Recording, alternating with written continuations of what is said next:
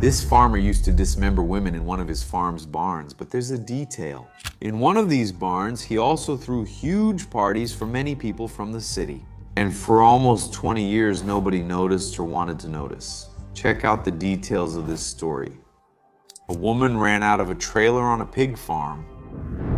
In the middle of the night, she was covered in blood. She had knife marks all over her body and a handcuff hanging from one of her wrists. She ran to a road and was found on the asphalt by a couple who happened to be passing by. This couple called emergency services.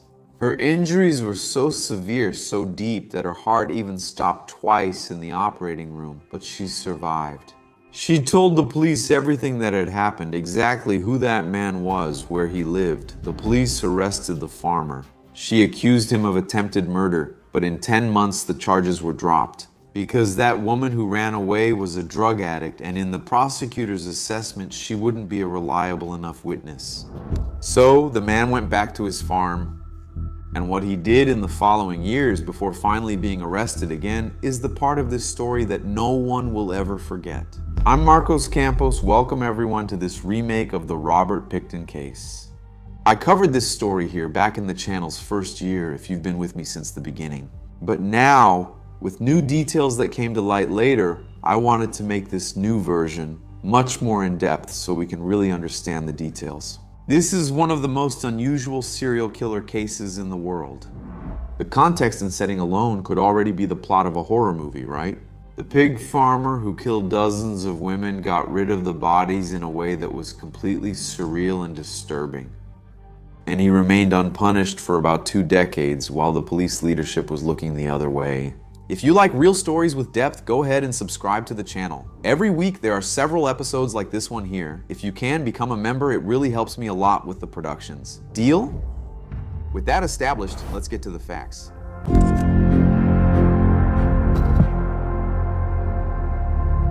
To understand the Robert Pickton case more deeply, we first need to understand the place, and this place isn't his farm, okay? It's the neighborhood where the victims from the farm came from. In downtown Vancouver, Canada, there's an area called downtown Eastside. For those who don't know, Vancouver is a beautiful, modern, and wealthy city surrounded by mountains, like a Hollywood movie set. Yet in its heart, there's a neighborhood that feels like it's from another city. Bairro e parece pertencer a outro país. It's about 10 blocks or so, where everything the rest of the city pretends doesn't exist is concentrated, you know? Drug addiction, extreme poverty, people living on the streets, overcrowded shelters, and here's a detail that's going to matter a lot when the story starts to unfold, okay? This neighborhood background is important for the case's context due to its historical and social connotations. Many of the women who lived there in that neighborhood were of indigenous origin, coming from families devastated by decades of Canadian government policies there, which, for example, forcibly took indigenous children from their homes. To create an entire generation there without a support network, without family to demand answers when they disappeared. When the police got involved in this case with all that context, the links in the chain started to carry real weight, okay?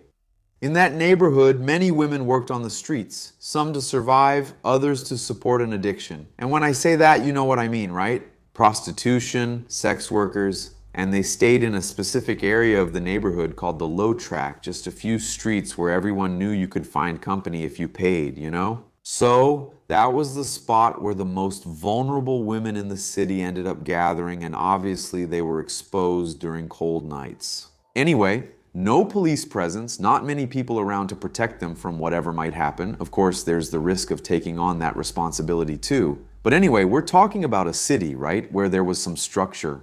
And so, starting from the late 1970s, these women began to disappear. At first, it was one here, another there. One who didn't come back to the shelter, another who didn't show up at the spot where she used to stay, or didn't call her sister anymore, for example.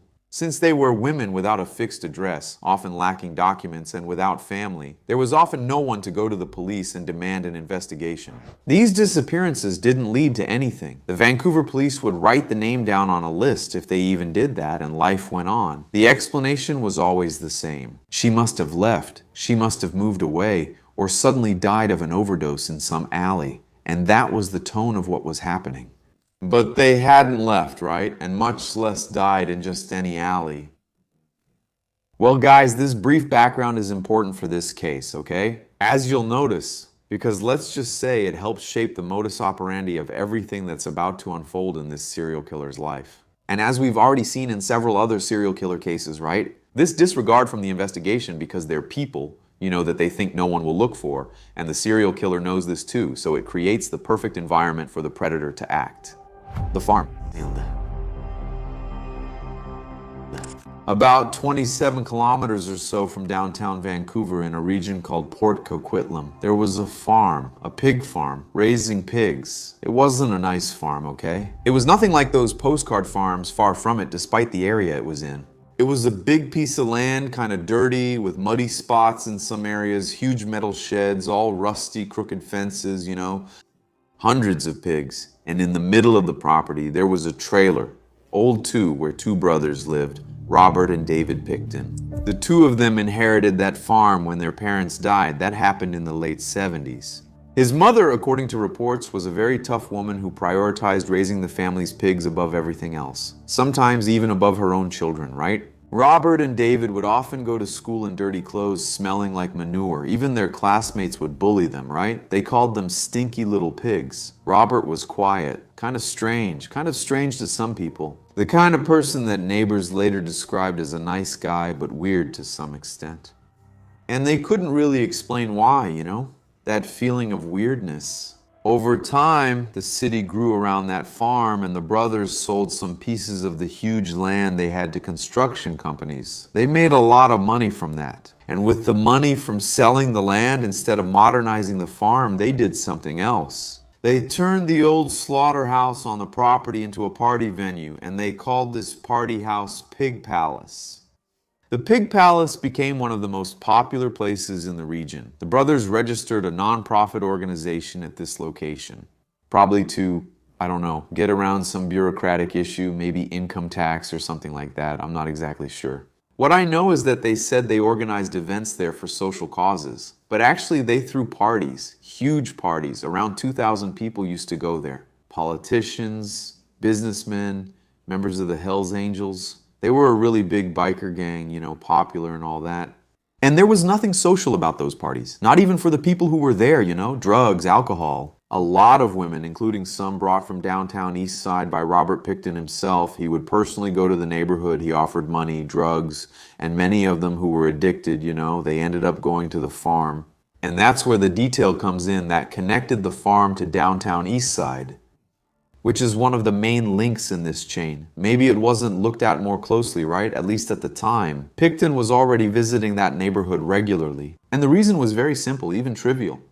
There was an animal waste processing plant there. The plant was called West Coast Reduction. It was located on the waterfront in Vancouver, and Pickton wasn't the only one who went there. Many farmers from the region went there. They would go there to dump bones, entrails, and remains of slaughtered animals to be disposed of. Pickton was one of those farmers, one of the customers of that plant. So he went there regularly. He would take the remains of pigs that weren't fit for sale at the farm, right?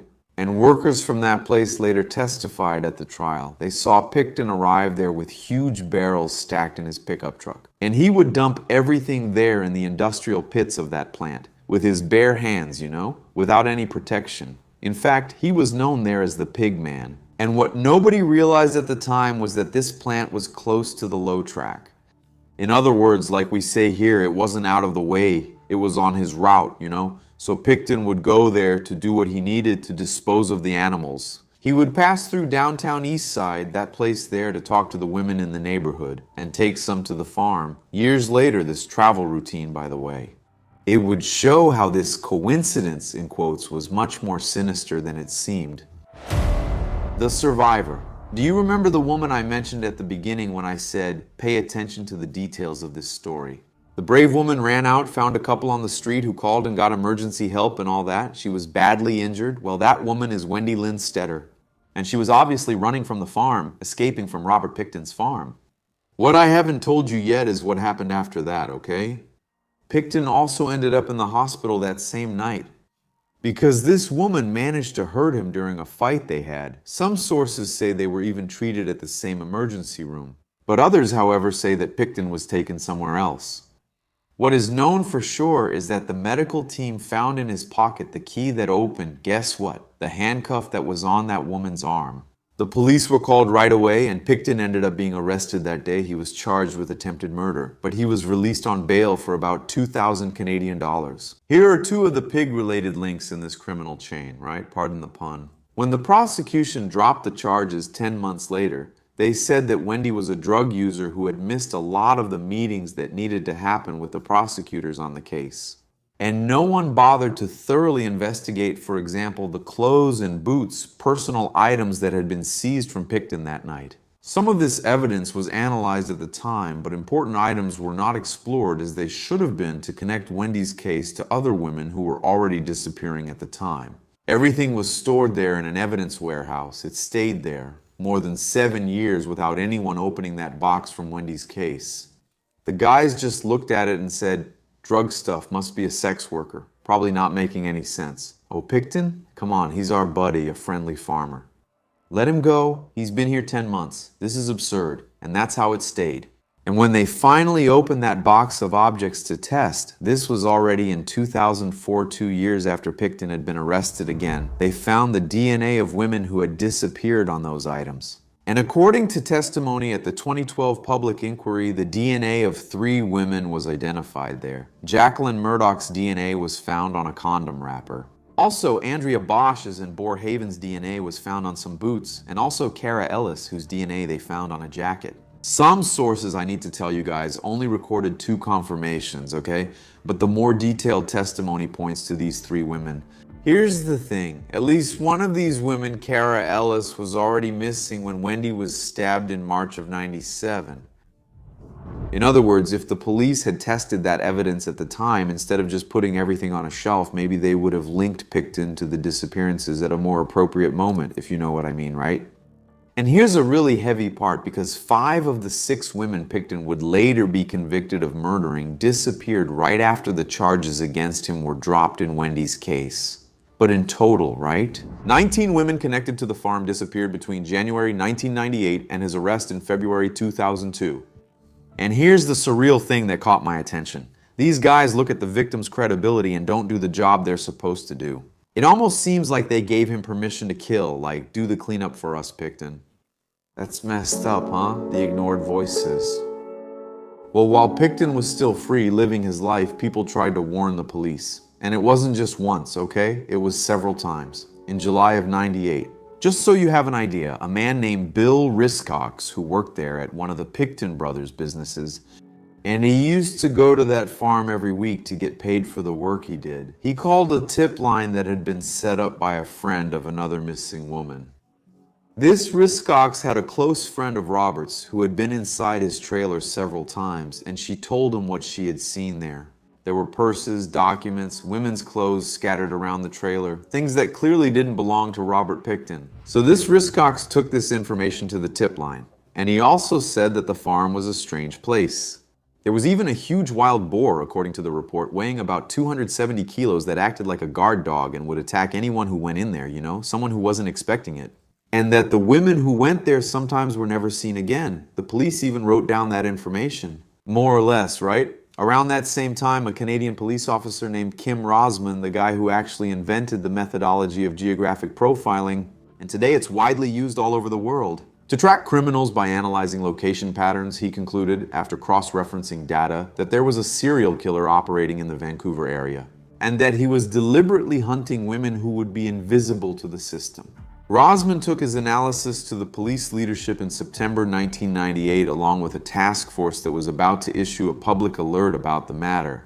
The leadership simply rejected it. They said the conclusions were imprecise, inflammatory, and disbanded the task force. Rosman ended up leaving the department after this dispute, and years later he sued the Vancouver police for wrongful dismissal and lost. But the lawsuit exposed in court the level of dysfunction in that department. It's downright bizarre, right? And there was more, okay? An indigenous organization gave the police a list with the names of dozens of missing women from downtown Eastside pushing for a joint investigation. In 1998, a police officer named David Dixon, a veteran patrolman who knew Dantau, Eastside well, had worked in the neighborhood since 1980. He started clashing with his superiors, demanding a serious investigation into these disappearances, but he only got formal resources for the case in 1999. And with the investigation underway, Pickton was even put under surveillance, but in such a sporadic and poorly coordinated way that it's almost unbelievable. The police set up surveillance at his farm that lasted only 30 days and stopped as soon as they realized that Pickton had somehow been tipped off about what was going on there. There was an officer from the mounted police, Sergeant Mike Connor, who became so obsessed with the case that he started conducting surveillance on his own, alone at the farm.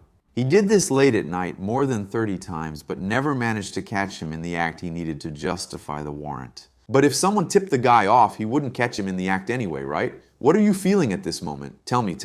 Was there someone there in cahoots with Robert Pickton? How was the guy finding out about this? You might say, okay, maybe he saw something, right? Farmer, always keeping an eye out and all, right? But I don't know, it gives off a weird feeling.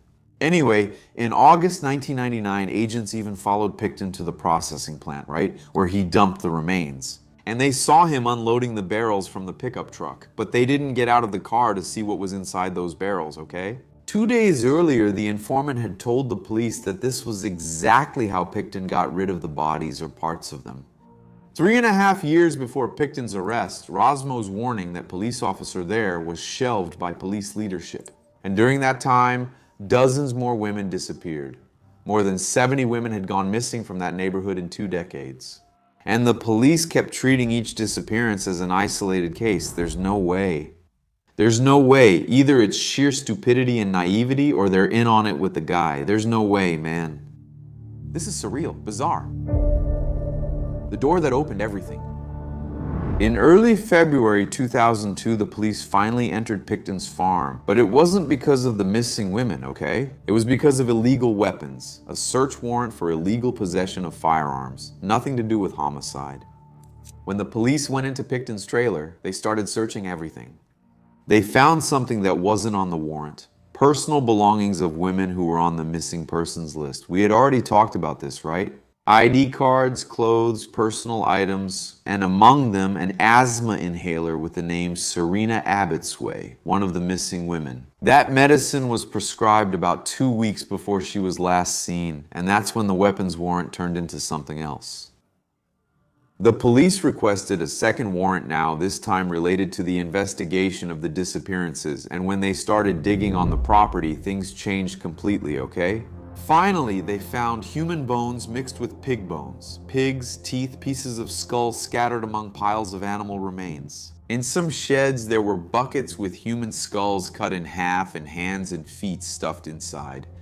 On a shelf in the trailer's laundry room, there was a weapon there, a .22 caliber revolver with a sex toy attached to the end, which Pickton later claimed he used as an improvised silencer. And all over the property, there were blood-stained clothes buried in the ground. The excavation lasted almost 2 years. It cost more than 70 million Canadian dollars. The police brought in 2 15-meter industrial conveyor belts. You know those used in mining? So they could sift through tons of dirt there. More than 100 forensic experts worked at the site. They collected about 200,000 DNA samples and seized more than 600,000 pieces of evidence. And the problem they faced was something no criminal investigation in Canada had ever dealt with before. Pickton's pigs had helped destroy the evidence. Pigs eat anything, including human flesh and small bones, so a large part of the bodies simply didn't exist anymore. Even so, the forensic experts managed to find remains or DNA from 33 women on that property. And then came a piece of information that made the case jump from the police pages to international headlines. The health authorities of British Columbia went public to say that it was not possible to rule out the possibility that human flesh had been ground up and mixed with the pork produced on the farm. The provincial health officer, Perry Kendall, explained that the meat had never been sold commercially, but that it had probably been distributed to about 40 of Pickton's friends and neighbors. At barbecues, as gifts maybe, the authorities issued a warning to anyone who still had meat from that farm at home. Man, just imagine. There's a possibility that meat, the kind I just told you about, was served at the pig palace parties. Although officially the health authorities have only confirmed the distribution to those roughly 40 people, okay? Friends and neighbors. When those warrants were finally issued, Pickton was arrested, taken to a cell, and the investigation moved forward. And that's when the Canadian Mounted Police, which is like the federal police, guys, did something that changed the case, okay? They put an undercover agent in Pickton's cell, pretending to be a regular inmate. For hours, the two talked and started to form a certain friendship. And Pickton, thinking he was just talking to another inmate, started letting things slip. While eating a bowl of chili, he said that he had killed 49 women. He laughed and said he wanted to reach 50. Or the big 50, as he said. But he got careless in the end, and a hidden camera in the cell recorded everything. Pickton chewing, laughing, and counting the dead like someone counting points in a game. In the formal interrogation, which lasted 11 hours, Pickton changed his attitude several times. At first, he denied everything. Little by little, he admitted that they might find 2, maybe 3 bodies on the property. And he said a phrase that the investigators recorded, okay? He said the police didn't manage to catch him before because they simply weren't competent enough. He kind of rubbed how obvious this whole mess was in their faces, right? Because that's crazy. At a certain point, one of the sergeants in the interrogation said to him, "You're bigger than the Pope, bigger than Princess Diana. You're on the front page of every newspaper in the country." And Pickton got excited. After all, guys, that's kind of what these serial killers want when they're caught, right? Fame. And that the pleasure he got from killing now lived on in admitting he killed everyone, right? He was there looking like a kid hearing that he got the best grade in the class. A witness named Lynn Ellenson, who had lived on the farm for a while, later went to the police and said she had seen Pickton years earlier skinning the body of a woman hanging from a meat hook in the farm's slaughterhouse. Ellenson admitted that she hadn't told anyone before because she was afraid of dying too. But she also admitted that she had blackmailed Pickton with that information more than once.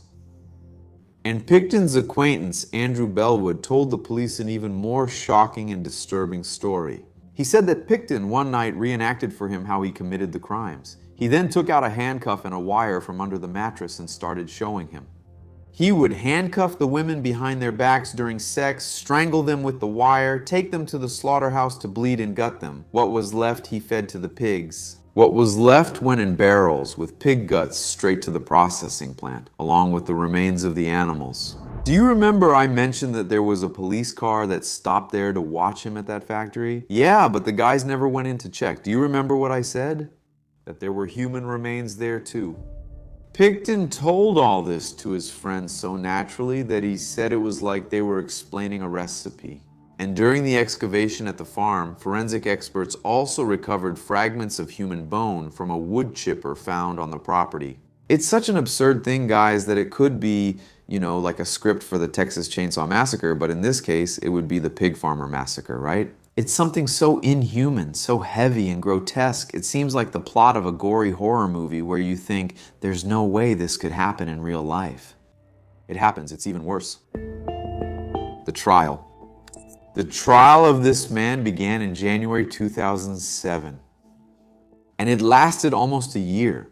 To simplify things, the prosecution decided to bring only 6 of the 26 murders to trial.